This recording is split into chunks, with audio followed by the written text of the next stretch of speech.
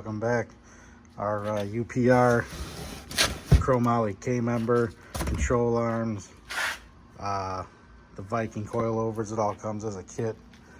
Got it through LMR, free shipping over $100, so you couldn't beat it.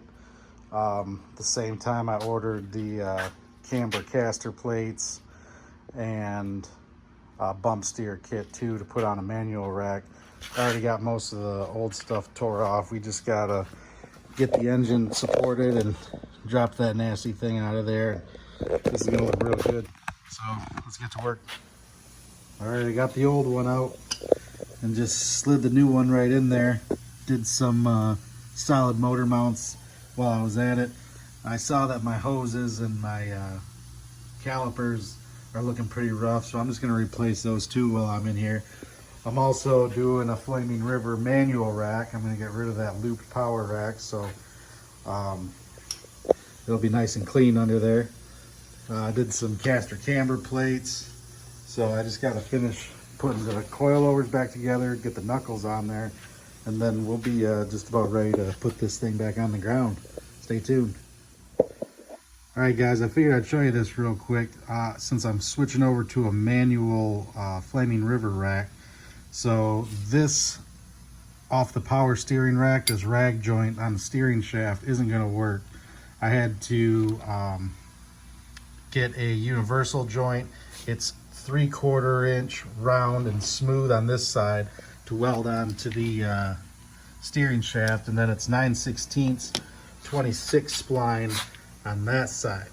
So all I had to do was cut that rag joint off. I mocked it up and made sure the steering wheel was centered and the rack was centered, and I marked everything up and just welded it, drilled a hole through it, put a bolt through there just in case, you know, for whatever reason the welds fail. I kind of have a secondary measure of safety. Put some Loctite on those so those don't back out, and I think we're just about ready to put that in there. So saved myself about 300 bucks. It only cost me like $20 for that universal joint. So a little bit of work and throw some weld on there and she's good to go. So let's keep her moving. All right, guys, we got it all put back together. Got our new calipers on there, hoses, the UPR coilover kit with the Viking springs. They fit perfect on my Coney adjustable shocks, so I didn't have to get new shocks or anything. I ran a Team Z bump steer kit on the Flaming River manual rack and pinion. I used offset bushings to get the geometry just right there. It's right on the same plane as the control arm when it's going up and down, so that should work out perfect. Our homemade steering shaft worked out perfect, so I saved myself a little bit of money there.